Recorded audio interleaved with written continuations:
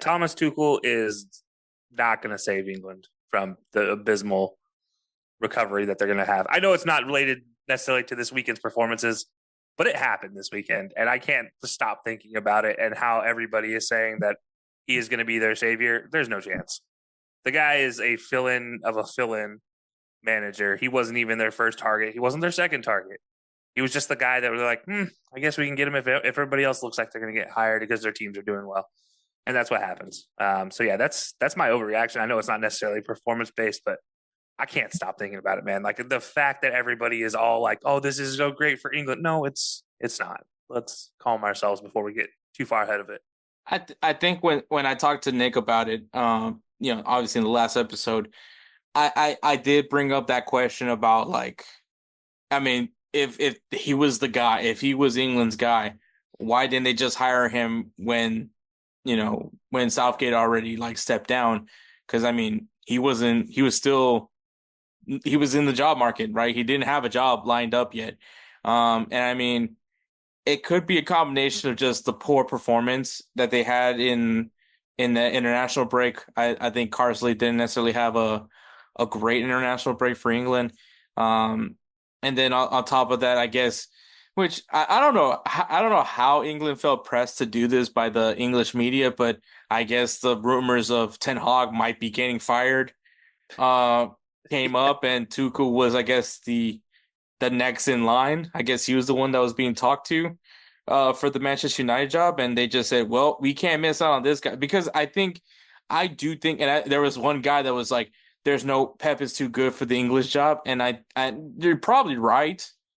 I'm not saying that you're not wrong on that. I do think Pep. I think at this point any job's too good for Pep, but Yeah. I mean honestly, I'd rather have Pep be the president of FIFA. I think he'd do a better job than Infantino. But I Oh well, think, that's a thing. yeah, that's another overreaction in some sense. But I think also, like, the rumors were there. England was monitoring Pep Guardiola. I think they were hoping that Manchester City gets the death penalty for financial with all these well, I don't know how many charges they have at this point. I know it was like 114, I think I 115. think we're in the 130s now, if I'm not Oh, mistaken. jeez. Yeah, I mean, Jesus Christ. This is like this is tell me if I'm wrong here, Kelcey, but I'm getting massive University of Miami vibes of like Oh, the death penalty rumors and like hearing this investigation is gone going and gone going and ongoing until they found that there was somebody that's investigating was just as corrupt or did some corruption with one of the people that were in being investigated on, to the point where then I think NCAA had to investigate that issue.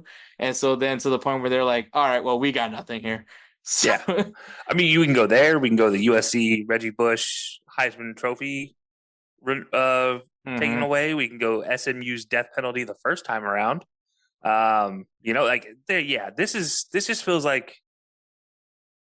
I mean, heck, we can go into how Qatar got the 2022 or 2020, yeah, for the World Cup. Like there's so many.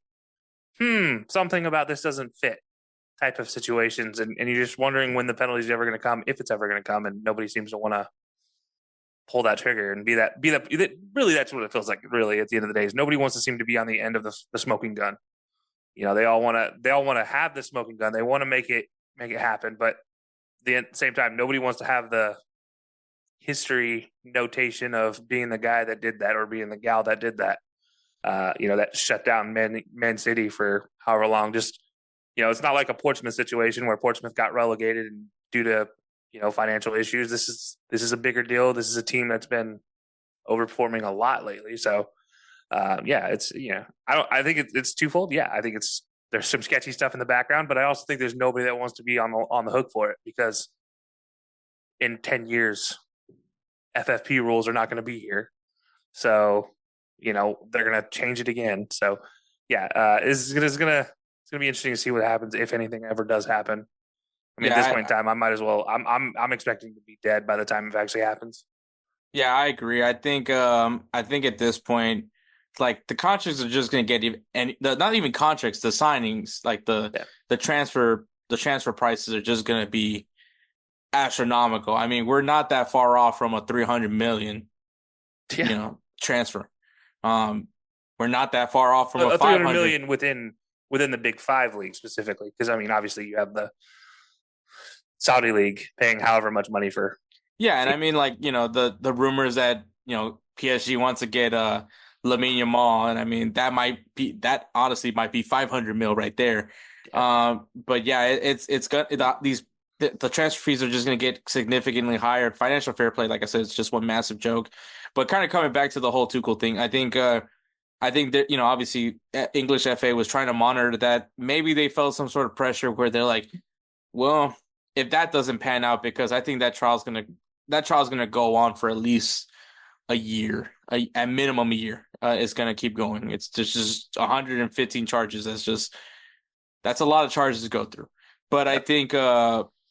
I think at this point the English FA was just had a lot of pressure. I think Lee Carsley, if he had any shot at trying to prove to the English FA that he was worthy of being their coach, I think he shot it off. He kind of ruined that from that not even friendlies. I think it was like Nations League tournaments. And I think that obviously didn't pan out well for him. So I think they just needed to go and get someone, and Tuchel was the the better option that was left available, because that was either that or a Zinedine Zidane who hasn't even been on a training pitch for at this point 4 years now. Has it So been that long? It doesn't feel like it's been that long. it I feel has like it's been only been 2 years. it's been 3 years, Wow. at least 3 years. Yeah, it's been a while. But yeah, I think you're right. Maybe this like obviously, because there was two jobs that were very similar to what happened here with England. And I mean, the other job is the US job. Like, are you more confident with Mauricio Pochettino with the US? Because these are both essentially guys that are here just to, and I'll be honest, I don't think Pochettino's going past 2026. I think once he does his thing with the World Cup, he's gonna go, because I think Pochettino prefers clubs. I Yeah. don't think he's an international coach. I don't think he wants to be an international coach, but he's just like, hey, if I can make this U.S. men's national team competitive, and if I can get them good enough to where people are like, wow, look what he did in this short span of time, he's gonna get another big profile job, whether it be another opportunity with PSG, maybe a Bundesliga opportunity, maybe even in the Serie A. But like he'll get his opportunity again. And I think Tuchel's the same way. I think Nick said it right. I think Tuchel's a club manager as well. I think he likes being able to go get players that he wants, because now England, that's his options, right? That's the player pool. Which, let's be honest, is not a bad player pool to have. If we're being fair, there's a lot of talented players in the England setup. It's just a matter of actually going and getting them. And there's a lot of talented dual national players that are eligible, dual and tri-national players that are eligible for England that you can go out and get. But no, I mean, to your point, I think Pochettino has a better opportunity to succeed than Tuchel does. And I think the big reason why is Pochettino has something to prove.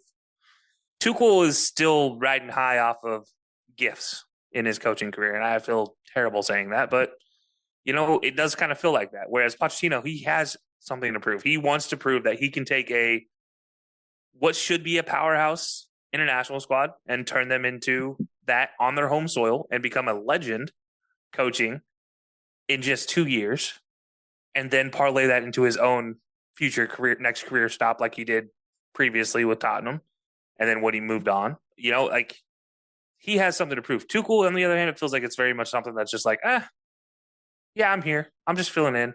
I'll do the best I can. Don't worry, guys. I'm not going to get us dropped below 10th in the FIFA World Cup rankings, but at the same time, we're probably not going to stiff the finals again. So sorry. So yeah, I'm going to say Pochettino's the better option out of the two. But yeah, you're right. I think they're both fair in their assessment as far as like comparing the two. I think they're both club managers. We talked about this before. Last time I was on the show about my feelings on Pochettino and his management style. I think it could be good depending on developmental abilities.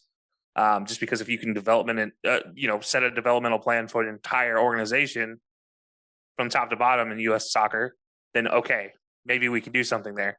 That also requires longevity. So, maybe after 2 years, we're not going to see that, but maybe if he's able to stick around 6, different conversation. But yeah, as between the two, Pochettino definitely has a better opportunity than Tuchel, which seems weird to say that a U.S. manager has a better opportunity to parlay it in something better than an England manager. So I guess take that for what it's worth.